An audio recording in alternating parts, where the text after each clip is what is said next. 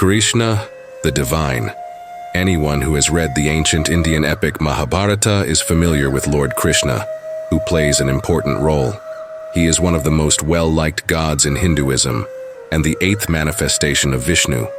More than a Hindu deity, Krishna is the most authentic spiritual master this universe has ever known. He changed the spiritual and chronological fate of humanity. He taught people around the world about dharma, commitment, and the ultimate truth. In every way, Shri Krishna has served as a role model for the populace throughout history, in the present period, and unquestionably into the future. The Bhagavad Gita, also known as just the Gita and composed of 700 verses, is the most read book in India. In this scene from the Hindu epic Mahabharata, Lord Krishna imparts his wisdom to Arjuna during the moral fight between the Pandavas and the Kauravas at Kurukshetra. It imparts several life lessons that are simple to apply to our everyday lives. Let's have a look at the life-changing lessons or teachings from God himself. Lesson number 1. Importance of karma. Krishna describes the karma in chapter 2, verse 47 of Bhagavad Gita as under karmanyevadhikaraste ma phaleshu kadachan. Ma karma phalhetur bhurma te sangostva karmani, meaning, do your duty and be detached from its outcome. Do not be driven by the end product. Enjoy the process of getting there. Arjun's conscience was troubled by the idea of murdering his own relatives, gurus, and ancestors during the war of Kurukshetra. Krishna then presented the philosophical epic known as the Bhagavad Gita after he refused to engage in combat. I am the only creator of this universe, he declared. With the Sudarshan Chakra, I can instantly eliminate the adversaries if I so choose. However, I wish to convey to the next generation the value of karma, doing one's own responsibility. Do your responsibility and keep your emotions out of the outcome. Do not let the outcome drive you. Instead, enjoy the trip to get there, he continued. In the end, he persuaded Arjuna to engage in battle and vanquish the adversaries. You won't obtain goods or results out of the blue if you don't work or do your duty. One of the best lessons to be learned from Lord Krishna's teachings is this one. You must carry out your duty without thinking about the consequence or outcome.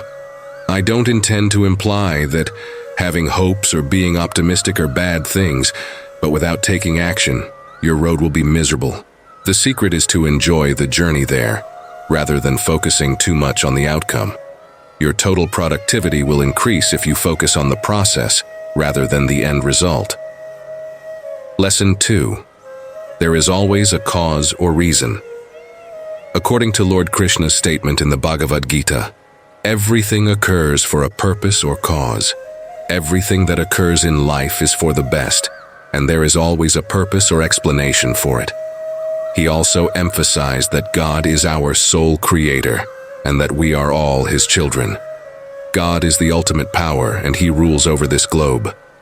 We are all the offspring of God, so nothing bad can ever happen to us. It is therefore advisable to refrain from crying over things that have already happened or over situations over which we have no control. We must accept reality and let go. Lesson 3. Mindfulness. Krishna instructs us to live in the present moment once more. Although he was aware of the future, he made the decision to focus on the here and now, rather than worrying about it. He remained in the current moment despite knowing what will happen in the future. Being mindful is always remaining in the now and paying attention to it. The quality of life can be improved by practicing mindfulness. Your mental health can be enhanced by living in the present and focusing more on the here and now.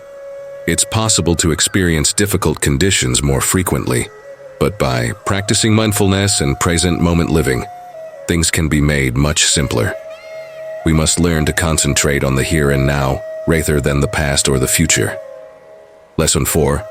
Control your anger. Lord Krishna describes the anger in chapter 2, verse 63 of Bhagavad Gita, is under krodad bhavati sammoh. Sammohat smriti vibhram. Smriti Bhranshad, Buddhinasho Buddhinashat Pranashyati, meaning, anger leads to clouding of judgment, which results in bewilderment of the memory. When the memory is bewildered, the intellect gets destroyed, and when the intellect is destroyed, one is ruined.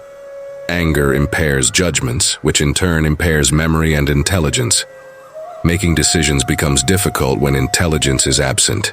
In light of this, anger is the root cause of all failures in a person's life. It is one of the three principal entrances to hell, along with lust and greed. One must make an effort to restrain and divert wrath while maintaining mental tranquility. Lesson 5. Sacrifice. In the Kurukshetra fight, Krishna commanded Bhim to invoke his son Ghatotkacha. Instead of destroying the Kaurav army, the goal was to make Karna wield the Indrastra, a devastating heavenly weapon from which no one can ever survive. He took these steps to make sure Arjuna, who was essential to winning the war, would live. Therefore, he ensured the Pandavas' triumph by offering the life of one outstanding warrior. Similar to this, in order to succeed in life, we must make many sacrifices. Without sacrifice, there can be no real advancement or success. You will never be able to reach your ultimate degree of achievement if you are not willing to give up your comfort zone, pride, ego, time, money, or security. Lesson 6. Humbleness or modesty. Krishna was the god of all creation and the king of the magnificent city of Dwarka, but he remained modest and always showed the utmost respect for his elders, whether they were his parents or his instructors.